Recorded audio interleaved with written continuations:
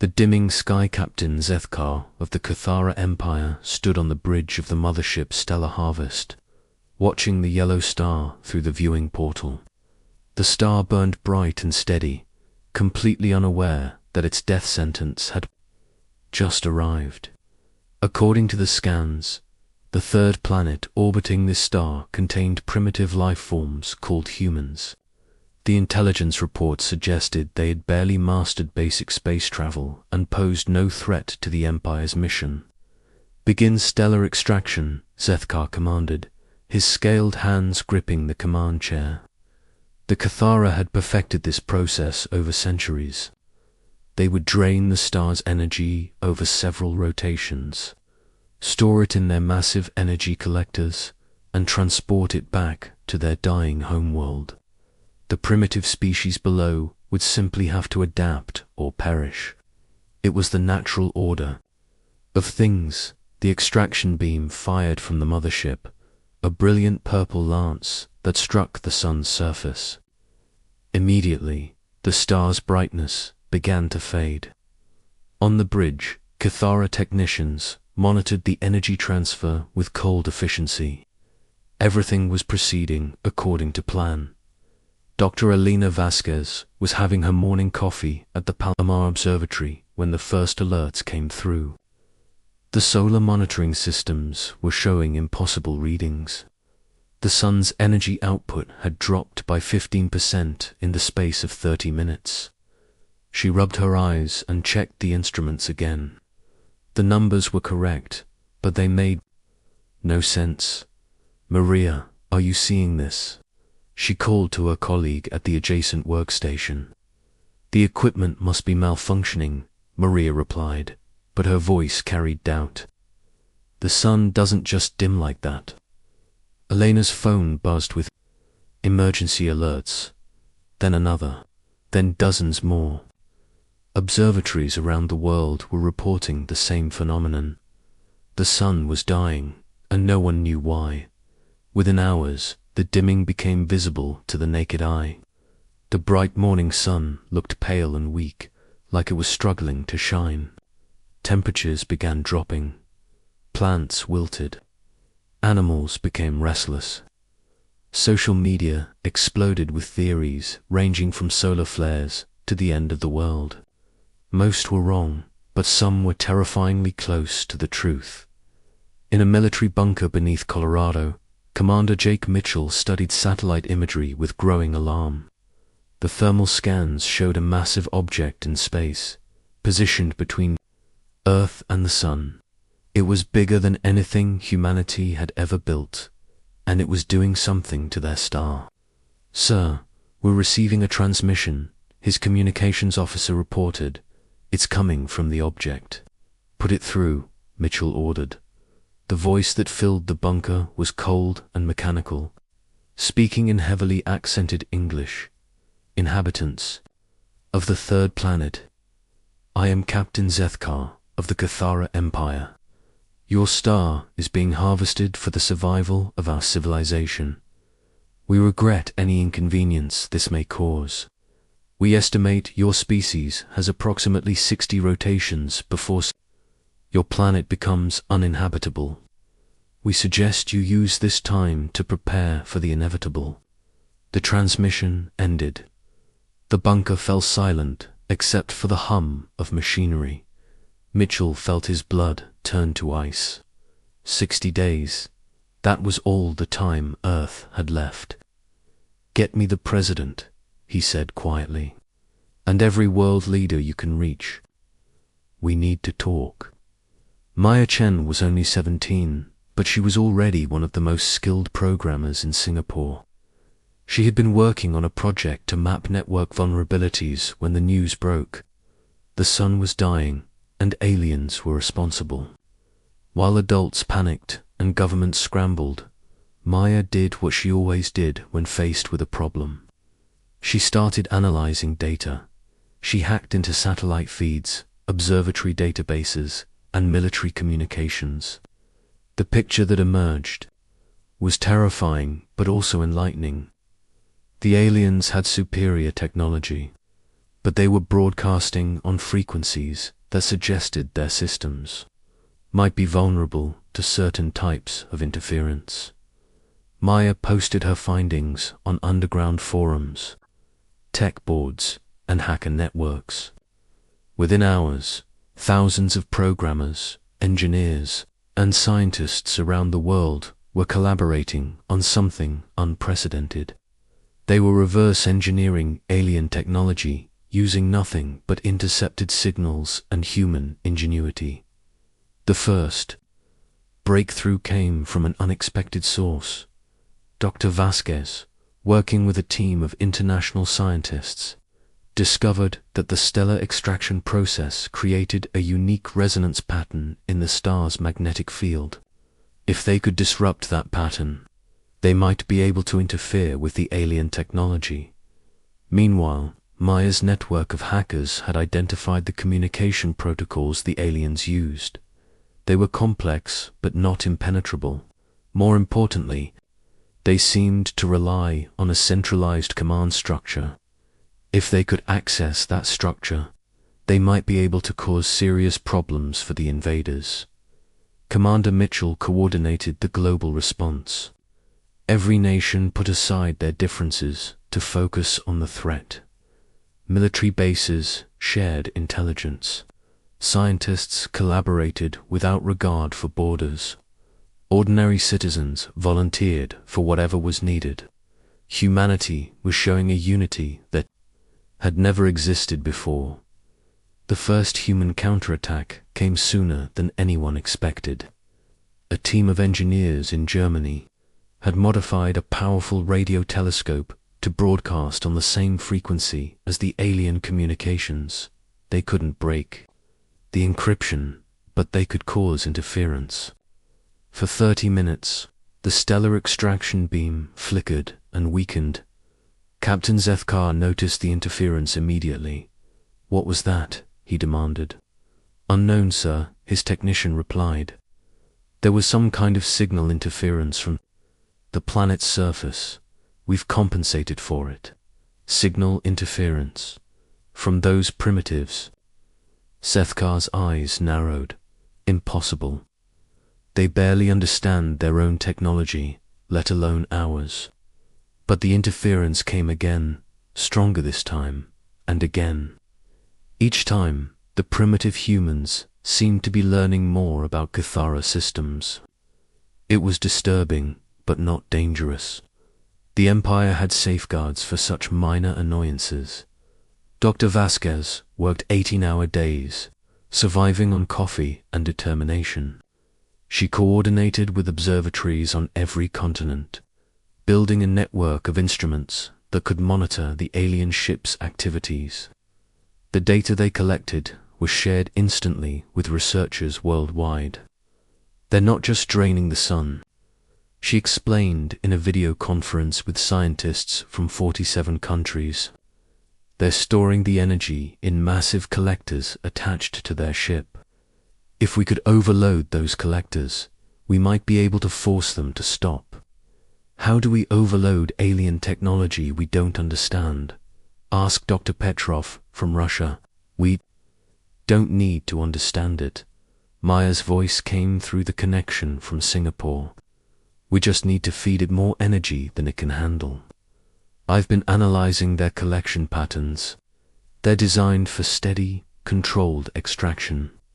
If we could cause a solar flare, a massive burst of energy, it might overwhelm their systems, creating—" "A solar flare is impossible," Dr. Vasquez protested. "We don't have technology that can affect stellar dynamics." "Maybe not directly," Maya said. "But we have something else. We have each other." Maya's plan was audacious and desperate. Using the global network of radio telescopes, satellite dishes, and communication arrays, they would create a coordinated electromagnetic pulse aimed at the sun. The pulse wouldn't create a solar flare, but it might destabilize the alien extraction. Beam enough to cause a feedback loop. The plan required perfect timing and coordination across the globe. Every participating facility would need to fire their pulse at exactly the same moment, accounting for the speed of light and the Earth's rotation. It was the kind of precision that required supercomputers and months of preparation. They had 3 days. Maya worked without sleep, coordinating with programmers and engineers around the world. They wrote software, synchronized atomic clocks, and calculated trajectories. Dr. Vasquez provided the stellar physics expertise. Commander Mitchell coordinated the military aspects, ensuring that every available transmitter could be brought online. As the countdown began, Captain Zethkar noticed increased activity on the planet's surface. The primitives were doing something, but his scanners couldn't determine what. Their technology was too crude to pose a real threat. Still, he ordered increased monitoring. The Empire hadn't survived this long by underestimating potential threats. The moment arrived. Across Earth, thousands of transmission arrays powered up simultaneously. Radio telescopes in Chile, Australia, and New Mexico. Military radar installations in Alaska and Greenland. Communication satellites in orbit. Even amateur radio operators with powerful equipment joined the effort. At precisely 14 hours, 32 minutes, and 7 seconds GMT, they all fired at once. The combined electromagnetic pulse struck the alien extraction beam like a hammer blow. For a moment, nothing happened. Then, the beam began to fluctuate wildly. The steady purple lance became a chaotic storm of energy, feedback loops cascading through the alien collection systems. Asterisk.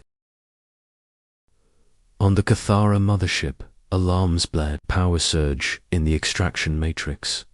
A technician shouted, "The collectors are overloading."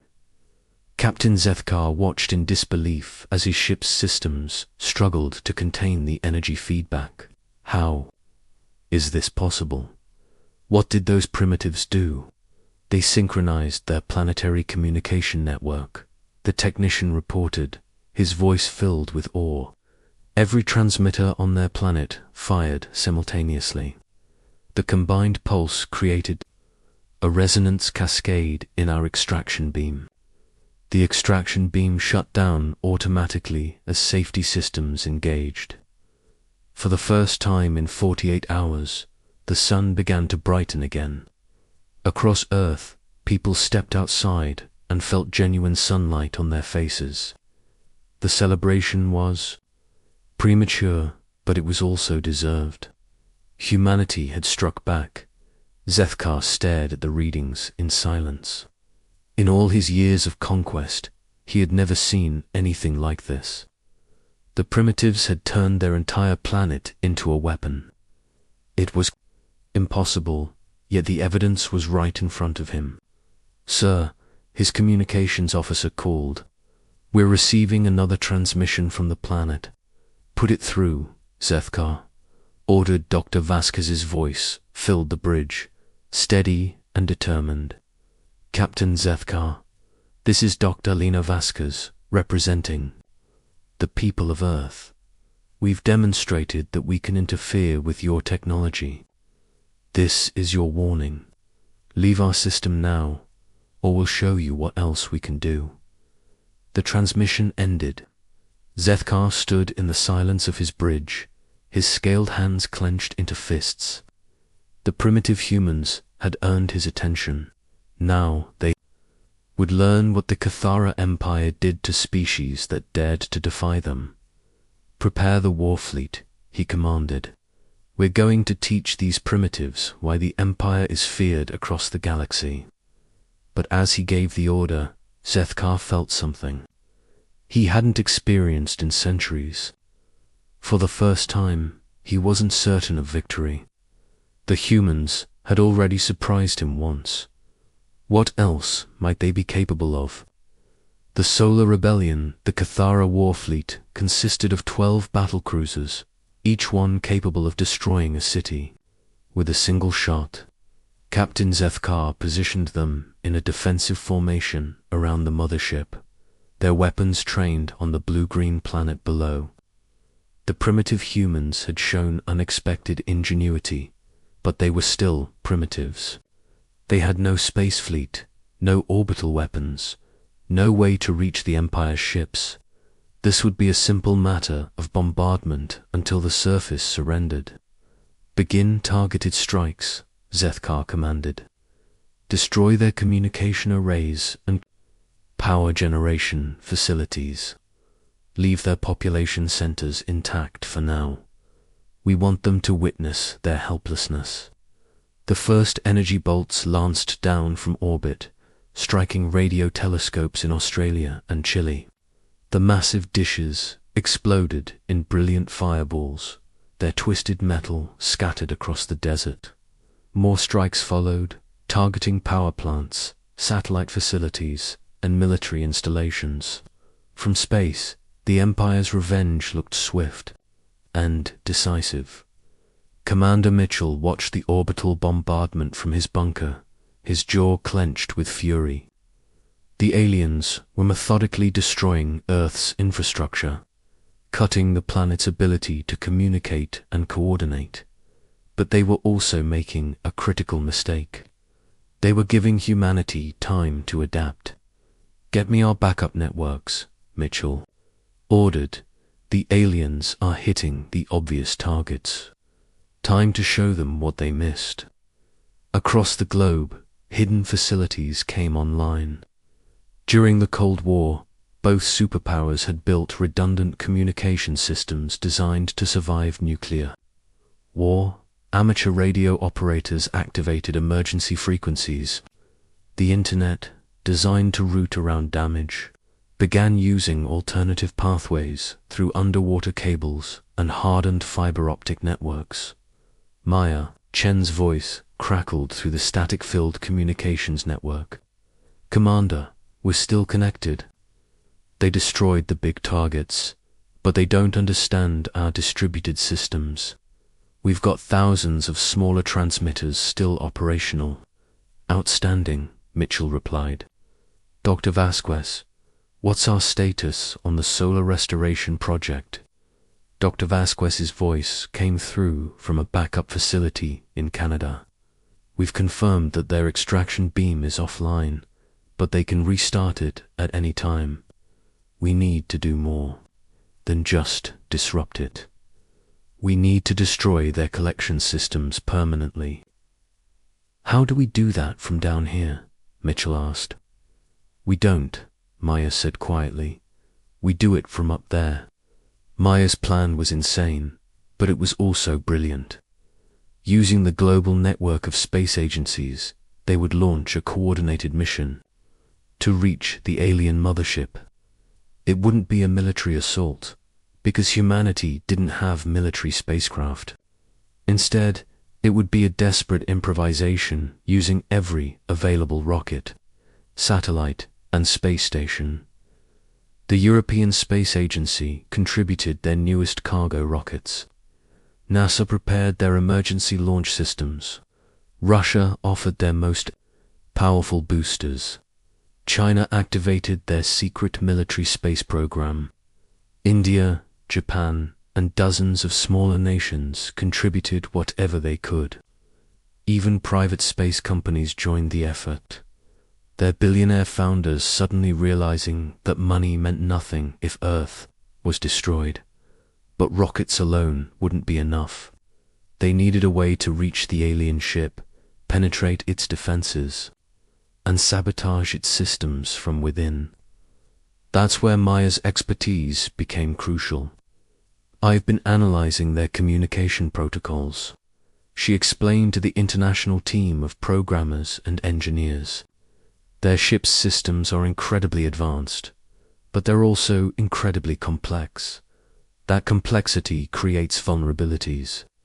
If we can introduce the right kind of virus into their network, we can cause cascading system failures." "How do we get close enough to upload a virus?" asked Dr. Petrov. "We don't upload it," Maya said. "We broadcast it. Their systems are designed to automatically interface with any Cathara technology they encounter.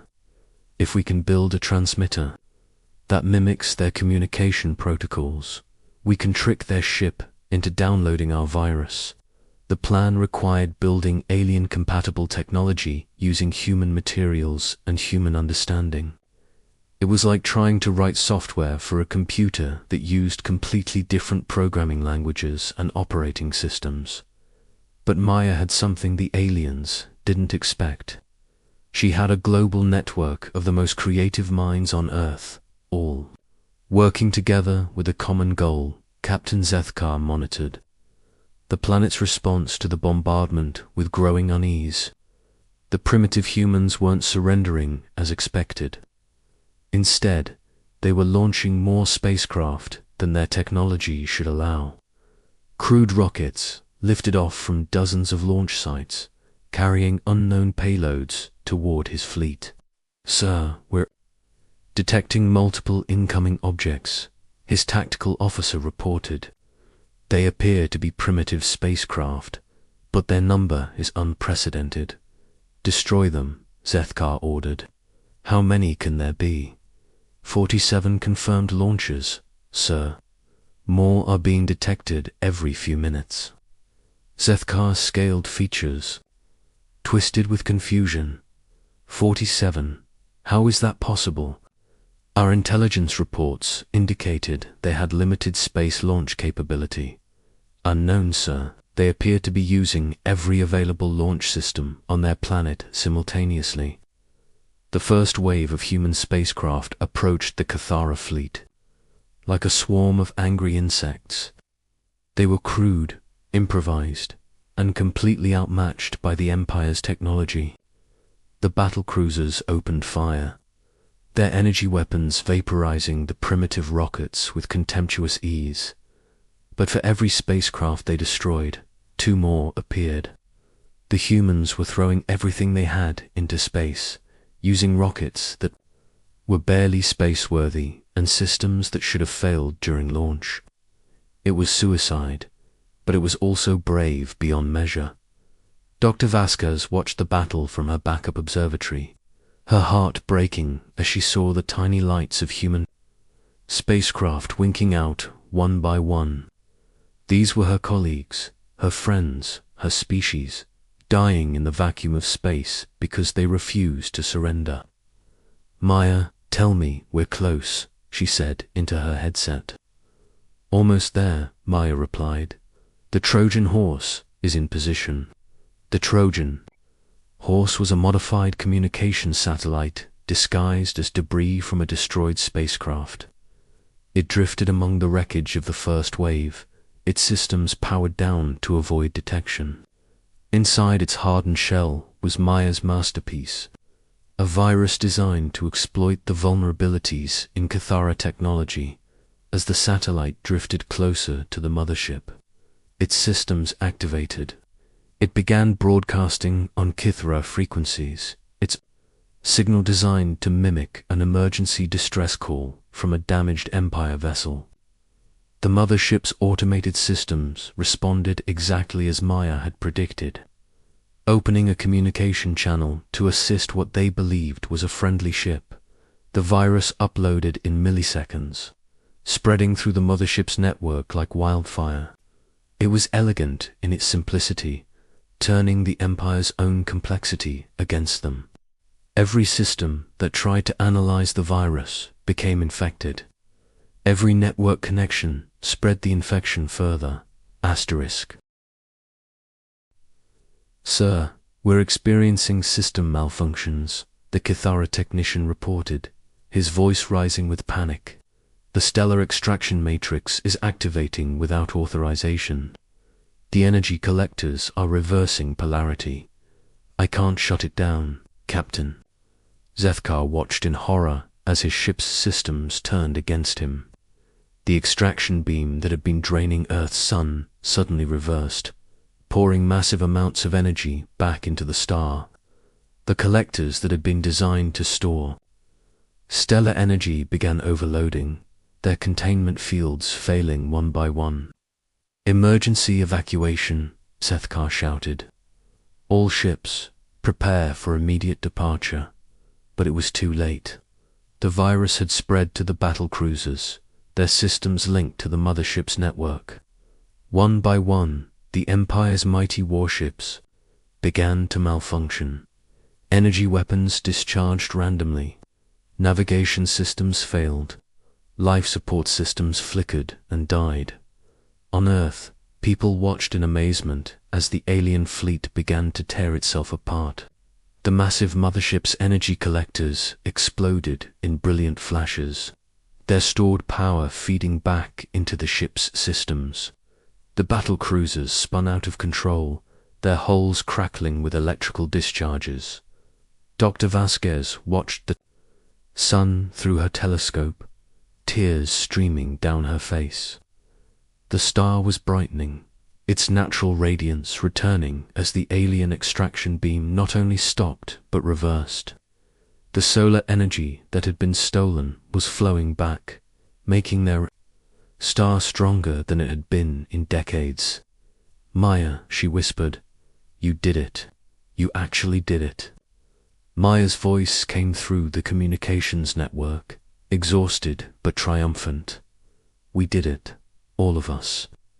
Every person who refused to give up, every scientist who shared their knowledge, every programmer who wrote code, every engineer who built rockets.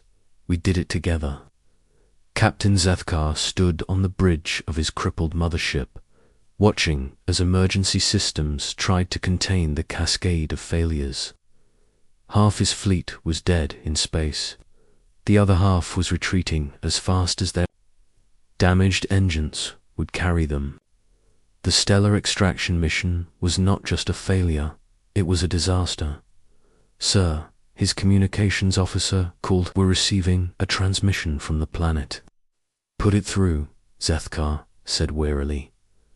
Commander Mitchell's voice filled the bridge, calm and professional. Captain Zethkar, this is Commander Mitchell of Earth Defense. Your fleet is disabled, your mission has failed, and your ship is barely functional.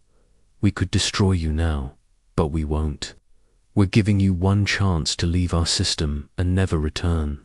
And if we refuse, Zethkar asked, then you'll discover.